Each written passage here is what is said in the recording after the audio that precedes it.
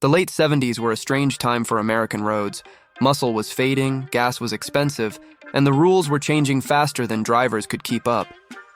Yet in the middle of that shift, something rolled out of Detroit that didn't just survive the era, it thrived by turning rebellion into spectacle. Imagine the shimmer of black paint under a hot summer sun, gold detailing catching every eye, and a roof that could pull back to let the wind race through your hair. This wasn't just transportation, it was an attitude, a symbol, and for many a dream they could actually touch. It carried the weight of regulation, the thrill of open highways, and the flash of cinema all at once, proving that sometimes style and story can outpower sheer numbers. That's the hook we'll follow tonight, how one car rose above the odds to become more than metal. Stick around, hit like and subscribe, and tell us in the comments what ride you want to see covered next. The Pontiac Firebird 1977. Trans Am enters our story as more than a late model refresh. It stands as a turning point in how a car could define an era. In a world where muscle cars were being strangled by emissions controls and downsized for efficiency, the Firebird Trans Am brought something different to the table. It promised a theatrical presence when horsepower alone was no longer enough. From its iconic T-top design to the screaming chicken decal splashed across its hood, it wasn't subtle. It was loud, defiant, and unapologetically American. The opening question we ask is simple. How did the Firebird Trans Am not only survive the muscle decline, but become a cultural force?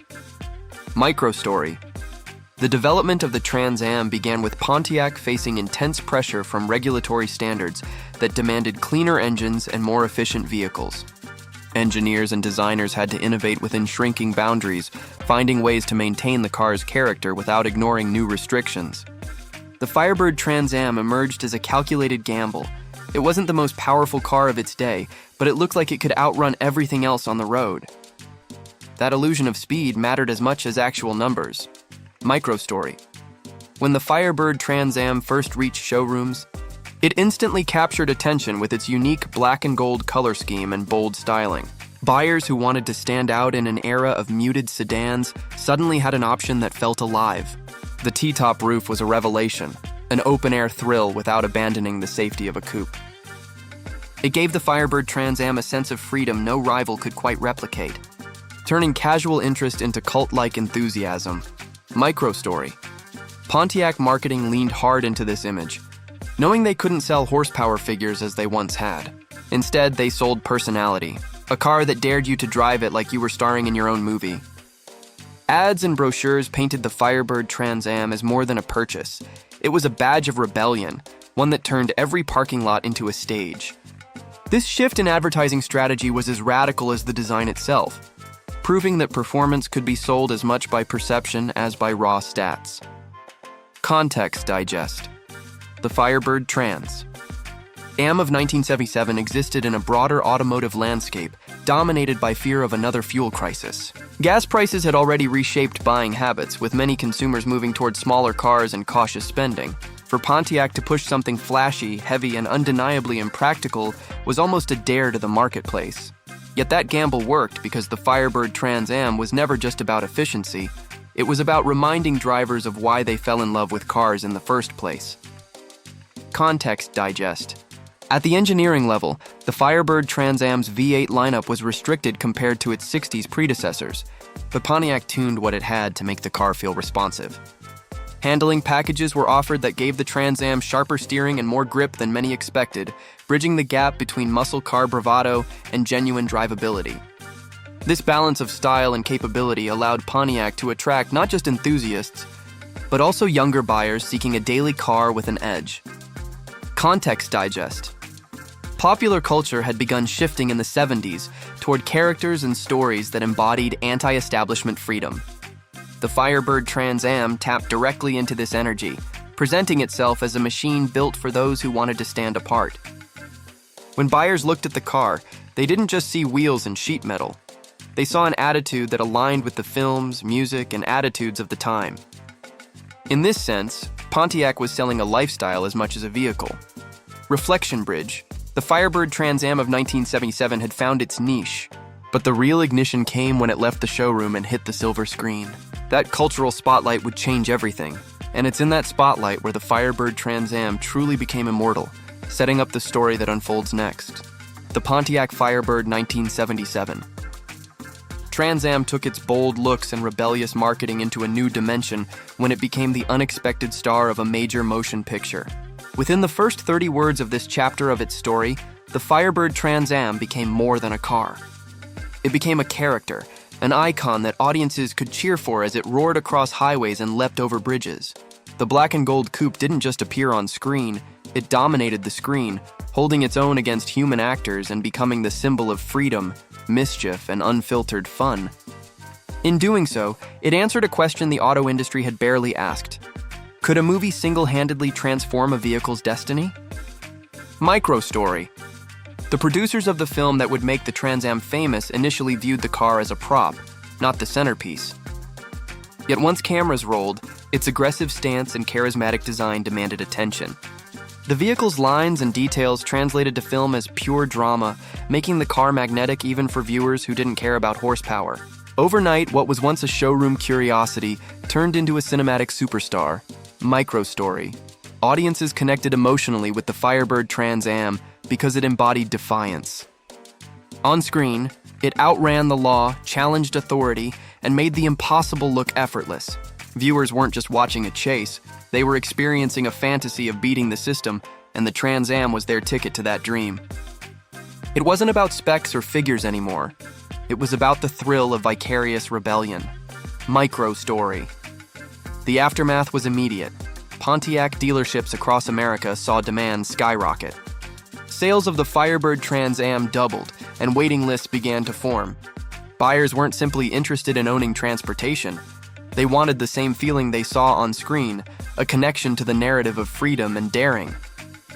This surge reshaped Pontiac's market presence overnight, proving that popular culture could move more cars than any advertisement. Context digest. Other manufacturers had dabbled in cinematic tie-ins before, but none had achieved this level of success. The Firebird Trans Am proved that the right film, at the right moment, could redefine an automobile's place in history. It showed automakers that image could outpace reality, and that perception could be more powerful than statistics. Context digest. For Pontiac, this sudden fame presented challenges as well as rewards. Meeting the surge in demand meant ramping up production and ensuring quality, even as they worked with engines that were becoming increasingly restricted by regulation. The balance between volume and identity became a tightrope that Pontiac had to walk carefully. Context digest. The Trans Am also shifted cultural expectations of what a muscle-inspired car could represent. It was no longer strictly about drag strip numbers. It was about personality, star power, and the ability to connect with audiences emotionally. This reshaping of identity would ripple across the industry in ways competitors could not ignore. Reflection bridge. The Firebird Trans Am's movie fame was more than a sales boost. It was a seismic shift that cemented its place in American consciousness. Yet the true test of any cultural icon is not the moment it rises, but whether its influence endures. And that enduring influence is exactly what we'll explore next. The Pontiac Firebird 1977, Trans Am enters its final act not as a fleeting movie star, but as a cultural anchor that has endured decades of change. Within the first 30 words of this legacy, the Firebird Trans Am still holds power because it captured something deeper than design or performance. It captured a spirit. In the years after its cinematic rise, Pontiac leaned into that newfound identity, turning the car into a symbol of rebellion and cool that appeared in posters, toys, and even video games. What began as a gamble against fading muscle became a full-fledged blueprint for how style and storytelling could make a machine timeless. Micro-story. Pontiac carefully cultivated the Trans Am's connection to youth culture, recognizing that young drivers wanted to buy into a dream, not just a spec sheet. By marketing the car as a lifestyle, they ensured that the Firebird Trans Am remained relevant even as raw power figures slipped behind rivals. The car's image became more valuable than its quarter-mile times, cementing its place in garages and imaginations alike. Micro-story. Owners of the Firebird Trans Am often describe their cars less in terms of numbers and more in terms of how they made them feel. Cruising with the T-tops removed, hearing the low growl of the V8, and watching heads turn at every stoplight became the real selling points. This kind of emotional ownership was rare, and it elevated the Trans Am beyond being simply used to being experienced. Microstory. The 1977 Trans Am also sparked a wave of imitators, as other automakers attempted to replicate its formula of bold styling and pop culture synergy, yet none achieved the same resonance, proving that timing and authenticity were crucial. The Firebird Trans Am's success was not just luck, it was lightning in a bottle, captured once and never quite repeated in the same way. Context Digest. Over time, the Firebird Trans Am's influence became a lesson for the entire industry. Car makers learned that narrative could be as powerful as horsepower, and that vehicles could become icons when tied to stories people loved. It redefined what automotive branding could accomplish. Context Digest. Collectors today look at the 1977 Trans Am as a piece of cultural history as much as a machine. Its values have climbed, not solely because of rarity, but because of its role in shaping identity and aspiration. The nostalgia it evokes is as important as its engineering. Context Digest. Even in modern automotive design, echoes of the Firebird Trans Am's legacy appear whenever a car is marketed as a lifestyle statement rather than just transportation. It remains a benchmark for how attitude can transform metal into myth. Reflection Bridge. The Firebird Trans Am of 1977 proved that when engineering meets story, a vehicle can become something much greater than itself. And in that balance lies the answer to its immortality, which we bring together in the closing thoughts that follow. The Pontiac Firebird 1977. Trans Am remains one of the rare cases where a car transcended its category to become a cultural touchstone.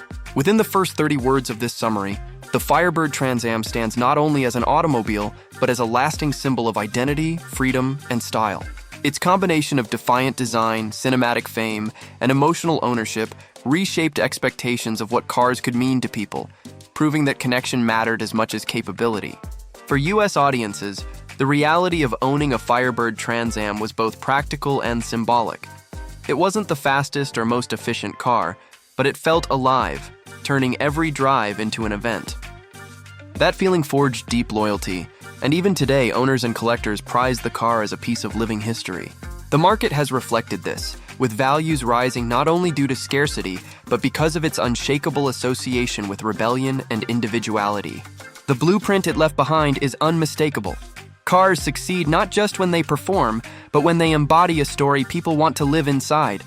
Its legacy continues to influence how manufacturers present new models, always chasing the elusive blend of engineering and myth that the 1977 Trans Am perfected. In the end, the Firebird Trans Am of 1977 reminds us that the most enduring machines are the ones that make us feel larger than life, and that is why its legend still burns bright decades after its debut.